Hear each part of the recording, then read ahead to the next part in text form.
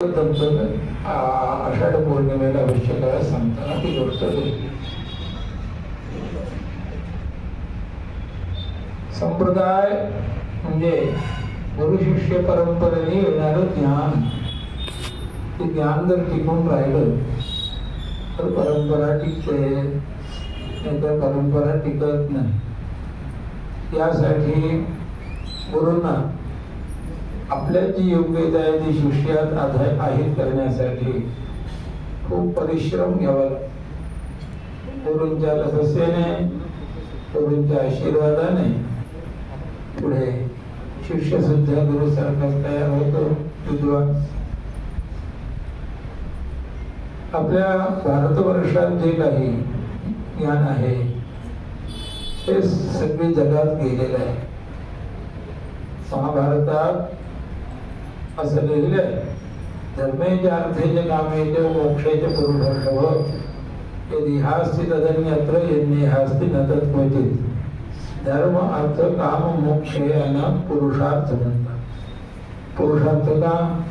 पुरुषांना इच्छा असते आपल्याकडून धर्म व्हावं, आपल्याला अर्थ प्राप्त व्हावं, आपल्याकडून काम पुरुषार्थ व्हावा आणि आपल्याला मोक्षही मिळावं, म्हणून यांना पुरुषार्थ असं म्हणतात. या चारी पुरुषार्थाविषयी जे काही आपल्या वेदापासून या पुराणादी ग्रंथापर्यंत, संतवाङ्मयपर्यंत ग्रंथामध्ये जे काही आहे त्यातच काही अंशी बाहेर गेलाय, संपूर्ण नाही गेलाय. संपूर्ण ते अजूनही भारतवर्षातच संत महात्म्यांच्या परंपरेत वेदमार्ग याच्या संरक्षणासाठी स्वतः दत्तात्रेयांच्या अवतार रूपात वासुदेवानंद साई महाराजांचं प्राकट्य झाले. त्यामुळे आपलं संपूर्ण भारतवर्ष त्यांचा ऋणी आहे. त्यांचं नित्य स्मरण केलं पाहिजे आणि ते अत्यंत दयाळू आहेत. त्यांच्या स्मरण मात्राने आपले सगळे संकट दूर होतात. त्या ठिकाणी वासुदेवानंद साई महाराजांची परंपरा त्यांच्या सांगण्यानुसार पूर्णी महाराजांनी परमहंस परिव्राजकाचार्य श्री लोकनाथ तीर्थ स्वामी महाराजांच्याकडून शक्तिपादाची दीक्षा घेतली. तर तिकडून शक्तिपादाची सुद्धा एक परंपरा येते. अशा दोन परंपरेचा संगम आपल्या परंपरेत आहे आणि हे गुरुस्थान आहे. वासुदेव आनंद सरस्वती यांची कायमची स्मृती व्हावी म्हणून गुरुनी महाराजांनी वासुदेव निवासाची स्थापना केली आणि या वासुदेव निवासात अनेक सत्कार्य घडतात, नित्य उपासना चालते. गुरुनी महाराजांच्या पश्चात दत्त महाराज कवीश्वरांनी परंपरा सांभाळली. पुढे काका नारायण ढेकणे यांनी सांभाळले. आता शरद महाराज ते सांभाळत आहेत आणि तुम्हा सर्वांचं सहाय्य यात असल्याने महाराज उत्तमरित्या करीत आहे. श्वेताश्वतर उपनिषदात सांगितलंय, यस्य देवे परा भक्ती यथा देवे तथा गुरु तसी ते कथिता कीर्ता प्रकाशन्ते महात्मना. या व्यक्तीची गुरूंच्या विषयी आणि देवाविषयी उच्च भक्ती असते, अशालाच वेद महात्मा सांगतात. अशा महात्म्याला त्या उपनिषदात सांगितलेले अर्थ स्फुरित होतात. म्हणजे परब्रह्म परमात्म्याचं यथावत ज्ञान होणे गुरुकृपा आणि ईश्वर कृपावर अवलंबून आहे. त्याच्यासाठी सर्व सद्ग्रंथ आहे आणि या सद्ग्रंथात कुठेही व्यामोह होऊ नये म्हणून वासुदेवानंद स्वामी महाराजांनी दत्तात्रेय प्रभूंच्या आज्ञेनुसार फार मोठ्या ग्रंथांची रचना केली. त्या सर्व ग्रंथांचं प्रकाशन पूर्वी गुरुनी महाराजांनी केलं, नंतर शरद महाराजांनी केलं. पुन्हा प्रकाशन हे जी एक विशेषता आहे म्हणून ते ग्रंथ पुन्हा पुढच्या पिढीला उपलब्ध आहे तर उपलब्ध राहते. मनुष्याची आपल्या कर्तव्याची पूर्ती त्या उपासनेशिवाय होत नाही. उपासना केली पाहिजे असं भास्कर राय यांचं सांगणं. नित्याषोडशी कारणव हे त्यांचं वामकेश्वर ग्रंथावरती, वामकेश्वर तंत्रावर व्याख्या आहे, तिथे त्यांनी सिद्ध केले, मांडला आहे विषय. तर आपण नित्य भगवंताची उपासना, नित्य गुरूंची उपासना करावी. नित्य गुरुपूजेचंही विधान आहे. ज्यांना जवळ असतं त्यांनी जाऊन करावं, ज्यांना लांब असतं त्यांनी स्मरण करावं वगैरे खूप विस्ताराने तंत्र आणि आगम ग्रंथात यांचा विचार. हे सगळे ग्रंथ वेदमूलक आहेत. वेदाच्या शाखा लुप्त होऊन गेल्या, काहीच मोजक्या शाखा मिळतात, त्यांनाही सांभाळणं अवघड आहे असा काळ आलाय. पण वेदाच्या ज्यावेळेस सर्व शाखा उपलब्ध होत्या, प्रत्येक गोष्टी वेदात आहे. आणि वेद हे भगवान नारायणांचे श्वासाद्य शब्द असे महत्वभूत असे निश्वसित वेदात की ऋग्वेद, यजुर्वेद, सामवेद, अथर्वांगिरसः इतिहासा, पुराणम, विद्या, उपनिषदः, श्लोका, सूत्रांनी अनुव्याख्यानांनी. भारतीय संस्कृतीची विशेषता काय? जो परमात्मा जगाचा निर्माण करतो आणि जगाचं धारण करतो, जगाच्या रूपात आपल्याला भासित होतो, त्याच परमात्म्याने ते काय केलं पाहिजे न केलं पाहिजे याचं निरूपण या वेदराशीत केलं. म्हणून हे वेद अपौरुषेय मानले जातात किंवा ईश्वर कर्तृक मानले जातात. दोन्ही पक्षामध्ये लौकिक वाणी ही वेद नाही आहे.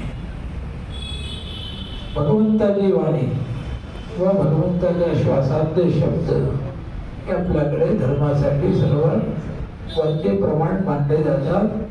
आणि त्यांच्या रक्षेसाठी ब्राह्मण शरीराचं जन्म आहे. तपस्तत्वा असृजत ब्रह्मा ब्राह्मणां वेदगुप्तये. वेदगुप्ती म्हणजे वेदाच्या रक्षेसाठी ब्रह्मदेवाने तपस्या करून ब्राह्मण शरीराचं निर्माण केलं. त्या वेदाचं संरक्षण व्हायला पाहिजे. वेदाच्या संरक्षणासाठीच वेदाचे 6 अंग शिक्षा, व्याकरण, कल्प, निरुक्त, छंद, ज्योतिष आणि वेदाच्या उपांगाच्या रूपात न्यायादी दर्शन शास्त्र आणि बाकी 4 उपवेद, आयुर्वेद, धनुर्वेद, गांधर्ववेद, अर्थशास्त्र. आणि या सर्व विद्येला सांभाळण्यासाठी उपविद्या म्हणजे कला. कलेचं उपविद्या असं नाव आहे असं राजशेखरांनी काव्यमीमांसा ग्रंथात सांगितलं आहे. कलेचं एक नाव आहे उपविद्या. विद्येना ह्या उपकारक आहेत आणि सहाय्यक आहेत. या चतुष्षष्टी कला आहेत. त्या चतुष्षष्टी कलांचे पुष्कळ प्रकार आहेत, अनेक गट आहेत. तर 4 वेद, 6 अंग आणि दर्शनशास्त्र, धर्मशास्त्र, इतिहास, पुराण, न्यायविस्तर, न्यायाधीशास्त्र या सगळ्यांची सुस्थिती असेल. आयुर्वेद, धनुर्वेद, गांधर्ववेद आणि अर्थशास्त्र यांची सुस्थिती असेल आणि 64 कलांची सुरक्षा असेल, सुस्थिती असेल. तर विश्वाची सुस्थिती असते. जसं आयुर्वेदाचा एक तज्ञ आहे, चिकित्सक. तो आपल्याला सुलभ असता आपलं शरीर वाचू शकतो, शरीराची सुस्थिती होऊ शकते. त्या आयुर्वेदाच्या विस्तारातच बरेच चिकित्सा पद्धती निघाल्या. सगळ्यांची आवश्यकता समयानुसार असते. त्यांचा सगळ्यांचा आपल्याला सदुपयोग करता आला पाहिजे. हा सदुपयोग गुरुकृपा असेल आणि भगवंताची कृपा असेल तर जमतं, नाही तर शक्य होत. उदाहरणासाठी एक शकुनशास्त्र आहे.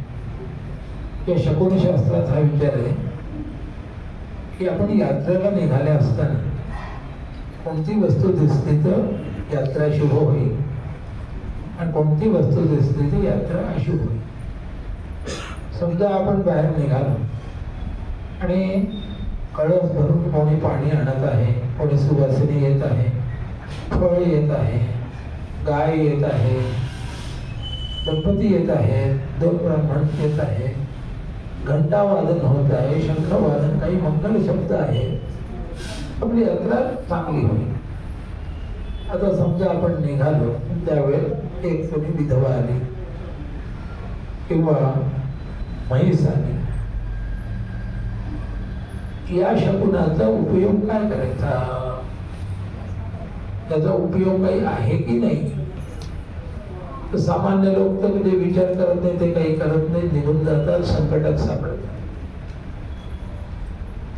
काही लोक मनातून इतकं समजतात की हे कुठलं अपशकुन, पण संत महात्मे त्यांचाही उपयोग करून घेतात. काय करतात? निघाले, अपशकुन आलं तर ते समजतात ते ईश्वरीय संकेत आहे, यावेळी यात्रेला जाऊ नका, परत येतात. पुन्हा जायला थोड्या 5 मिनिटानंतर जातात. शुभशकुन आलं जातात, पुन्हा अपशकुन आलं पुढे मागे येतात. मग थोडा वेळ आणि थांबून पुन्हा तिसऱ्यांदा जातात. त्यावेळी जर अपशकुन आलं ती यात्रा करू नये. जे या सगळ्यावर लक्ष देत नाही ते संकटात सापडतात, ऍक्सिडेंट वगैरे होते. पण पुढे सांगितले ज्योतिष ग्रंथात की यात्रा करणं जर अनिवार्य असेल तर त्यावेळेस अपशकुनाच्या फळाच्या निवारणासाठी, अपशकुनाचं जे वाईट फळ आहे त्याच्या निवारणासाठी सुवर्ण आणि तूपचं दान करून द्यावं. म्हणजे एक शकुनशास्त्र सुद्धा आपल्याला बरंच काही सांगून जातं. असं भारतीय विद्येत पुष्कळ विद्या लुप्त होऊन गेल्या आणि काही आहे, त्यांचा उपयोग आपल्याला करता आला पाहिजे. हा सदुपयोग गुरुकृपा आणि ईश्वर कृपेनेच होतो, त्याशिवाय होत नाही.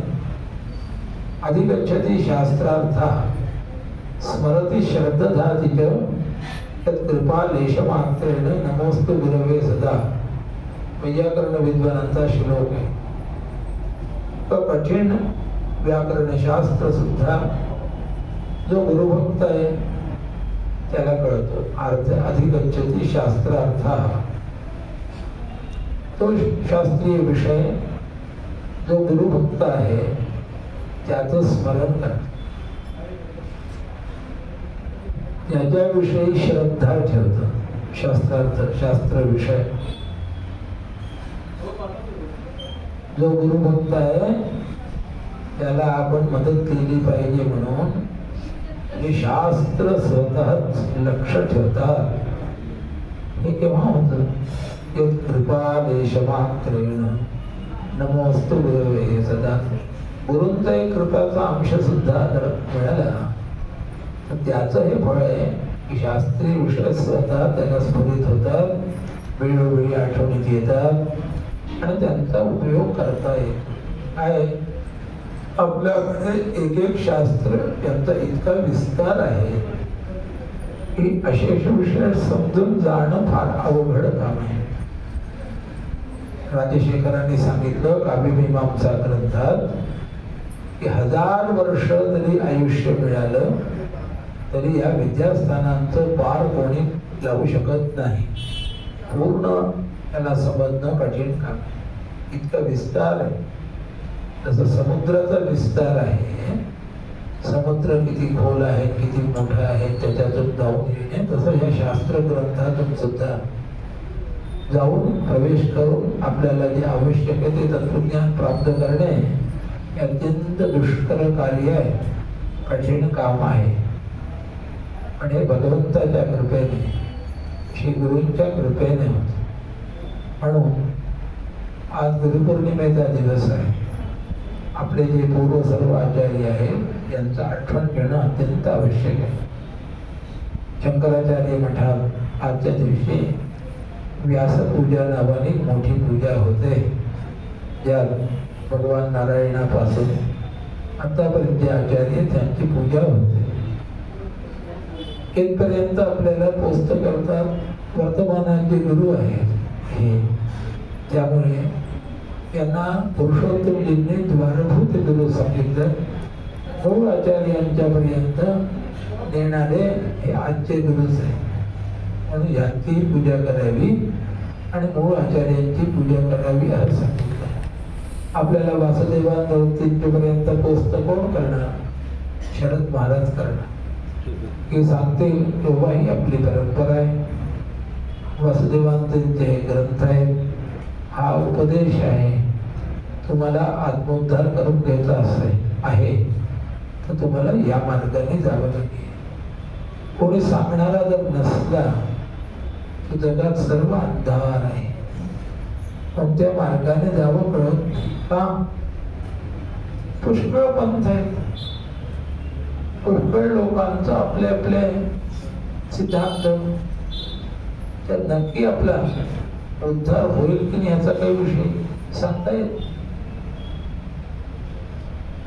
जो परमात्मा आपल्या उद्धार करणार आहे तिथपर्यंत आपल्याला पोहोचलं पाहिजे. भगवद्गीतेत सांगितले, दैवी हेषा गुणमयी मम माया दुरत्यया मामेव ये प्रपद्यन्ते माया वेदाम तरन्ति ते. ही देवाकडून दिलेली एक माया आहे, पसरवून ठेवलेली. दैवी हेषा गुणमयी त्रिगुणात्मिक आहे. सत्वरजतम गुण त्याच्यात तिथं आहे. हिला पार करणं अत्यंत कठीण, फारच कठीण. मामेव ये प्रपद्यन्ते इथे एवकार आहे. भगवंताच्या शरणागतीला जर घेतलं तरच उद्धार, नाही तर उद्धार नाही. स्वयं समुक्तीने सुदुस्तरं दिमन भवार्णवं भीम मदप्रसवृदा भवत्पदांभोरुह नावमंत्रते निधाय याता सदनुग्रहो भवान. असं गर्भस्थित श्रीकृष्णाची जी स्तुती ब्रह्मादिक देवतेने केली त्याचा एक श्लोक आहे भागवताच्या दशमस्कंदात आहे, दुसऱ्या अध्यायात. या श्लोकात सांगितलं की संत महात्मे हे पहिले संसार सागराच्या पलीकडे गेले आणि सामान्य लोकांना पलीकडे जाण्यासाठी, संसार सागरातून पार होण्यासाठी त्यांनी भगवंताची चरणकमलरूपी नौका ठेवली आहे. त्या नौकेचं आश्रयण आपण जर केलं, संत महात्मे सांगतात म्हणून आपलं नक्की उद्धार होतो. का तर ते भगवंताचं एक नाव आहे सदनुग्रह. सत्सु अनुग्रहो यस्य सहा सदनुग्रह. संत महात्म्यांच्यावर भगवंताची विशेष कृपा आहे. ती काय विशेष कृपा आहे? संत महात्मे आणि भक्त यांची गोष्ट खोटी होणार नाही याची जबाबदारी भगवंताने घेतली. म्हणून आपण वासुदेवानंद जे साई महाराज सारख्या सत्पुरुषांच्या आज्ञेनुसार दत्त भक्ती केली, आपलं नक्की उद्धार आहे. आज गुरुपौर्णिमेचा दिवस आहे. लोकांना जसं आश्रमात येणं आहे, आपले आपले वेदाचे गुरु शास्त्राचे त्यांच्या इकडे जाऊन पूजा करायची असते. मग अधिक आपण काही सांगत नाही. आहे जे श्वेताश्वतर गुरुदास रूपात सांगितलं, यस्य देवे करा भक्ती यथा देवे यथा करू तसे ते कथिता कीर्था प्रकाशन्ते महात्मना. ह्या गोष्टी लक्षात आपण सतत गुरुभक्ती आणि ईश्वर भक्तीत राहिलं पाहिजे.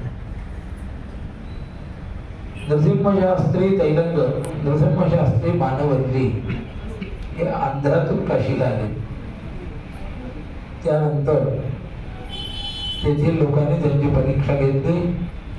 विद्वान आहेत म्हणून ठरलं. फार मोठे विद्वान होते.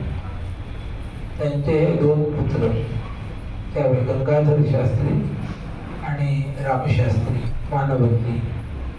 नंतर एक लक्ष्मण शास्त्री सुद्धा झाल्याचे 3 भाऊ होते.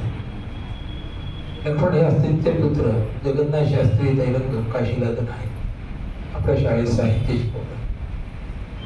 तर गंगाधर शास्त्री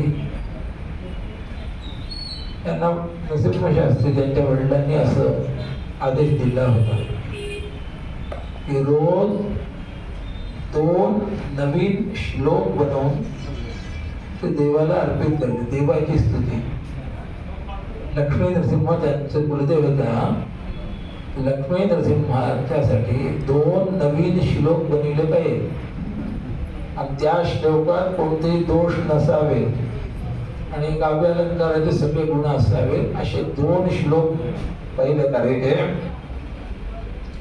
ते देवाला अर्पित करायचं, त्यानंतर त्यांचं भोजन असेल आणि तेवढं करून मग संस्कृत विद्यालयात जायचं शिकवायचं. हा त्यांच्याकडे नियम. त्या ह्याच्याने नरसिंहाच्या प्रकाशन म्हणजे कृपेने फार मोठे विद्वान झाले. त्यावेळी काशीला जेवढे लोक होते